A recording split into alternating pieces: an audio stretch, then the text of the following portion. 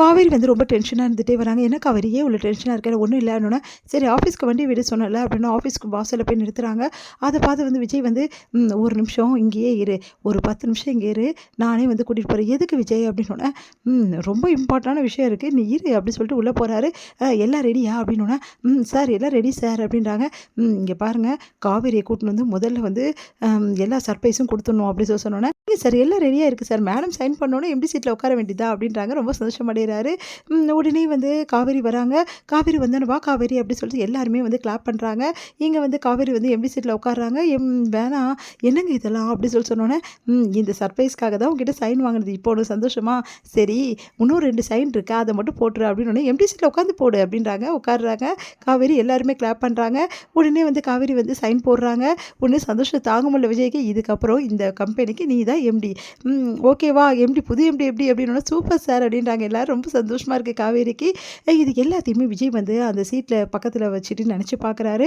காவேரி இது வந்து உட்கார மாதிரி அவர் வந்து எம்டி பதவியில் உட்கார வைக்கிற மாதிரியும், அதே டைமில் வந்து காவேரி சைன் போடுற நினச்சி பார்த்து சந்தோஷப்படுறாரு. என்ன சார் இமேஜினேஷனா அப்படின்றாங்க பக்கத்தில் வந்தவங்க.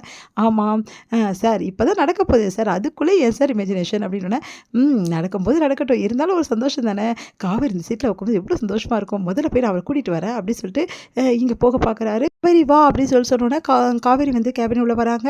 அப்போ வந்து கரெக்டாக வக்கீல் வந்து அங்கே உட்காந்துருக்காரு. அதை பார்த்து அதிர்ஷ்டடைய காவேரி உடனே வந்து சைன் போடு அப்படின்னோடனே, எதுக்கு அப்படின்னாங்க. வேறு எதுக்குமா, நீங்களும் வந்து விஜய் சாரும் மியூச்சுவலாக ஃப்ரீ போகிறீங்களா, அதுக்காக தான் அப்படின்னு அதிர்ஷ்டடைகிறாங்க.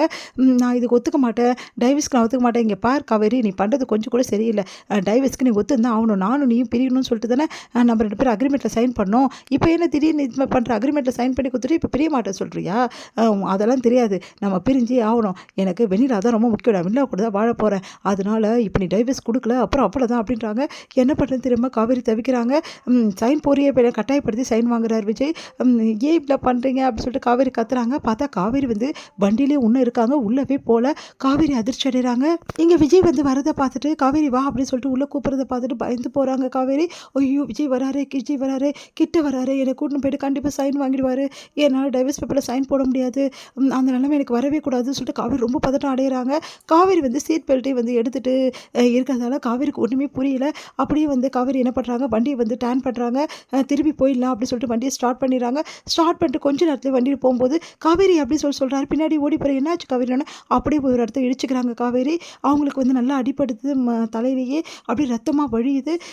ஓடி வராரு விஜய், என்னாச்சு காவேரி ஏன் இப்படி பண்ண அப்படின்னு கேட்குறாரு. அதுக்கு காவேரி அமைதி, வெளியே வா அப்படின்னு சொல்லிட்டு கூப்பிட்றாரு. பார்த்தா வந்து நெத்தியில் ரத்தமாக வழியுது. அதை பார்த்துட்டு விஜய் அலறி துடிக்கிறாரு. ஏன்டி இப்படி பண்ண, எதுக்காக இப்போ வண்டி ஸ்டார்ட் பண்ண நீ, அதுவும் டென்ஷனாக வேறு இருந்திருக்க, நான் வரமாட்டேனா, உனக்கு என்ன அவசரம், இப்போ எங்கே போகிற நீ அப்படின்னோடனே, அது வந்துங்க அப்படி சொல்லிட்டு அப்படியே நிறுத்துறாங்க. உடனே வந்து சரி ஏங்க எனக்கு ரொம்ப வலி அதிகமாக இருக்குது, ஹாஸ்பிட்டலுக்கு போகலாமா அப்படின்றாங்க. சரி உடனே ஹாஸ்பிட்டலுக்கு போகலாம், ஒன்றும் ப்ராப்ளம் இல்லை, இல்லைங்க ஏதோ சைன் பண்ணுன்றீங்க, அதெல்லாம் அப்புறம் பார்த்துக்கலாம் காவேரி, முதல்ல நீ தாண்டி எனக்கு முக்கியம், வா போகலாம் அப்படின்னு சொல்லிட்டு கூட்டிகிட்டு போகிறாரு. என்ன காவேரி இப்படி பண்ணிட்டே காவேரி, பார்த்து இருக்கிறது இல்லையா, நான் தான் வருவேன்ல, அதுக்குள்ளே உனக்கு என்ன அவசரம், இப்போ எதுக்கு வண்டி நீ ஸ்டார்ட் பண்ண அப்படின்னோடனே, இல்லைங்க திரும்பி நம்ம வழியில் நிற்கிற மாதிரி இருந்து திருப்பி வைக்கலான்னு நினச்சேன் அப்படின்னோடனே, என் கார் கரெக்டாக தான் இருந்துச்சு அப்படின்னோடனே அப்படியே பார்க்குறாங்க. சரி ஓகே அடிபட்டுடுச்சு, இப்போ அப்புறம் பேசிக்கலாம், வா முதல்ல வந்து ஹாஸ்பிட்டலுக்கு போகலாம் அப்படின்னு சொல்லிட்டு விஜய் கூட்டின்னு போகிறாரு. காவேரி நிம்மதி அடைகிறாங்க.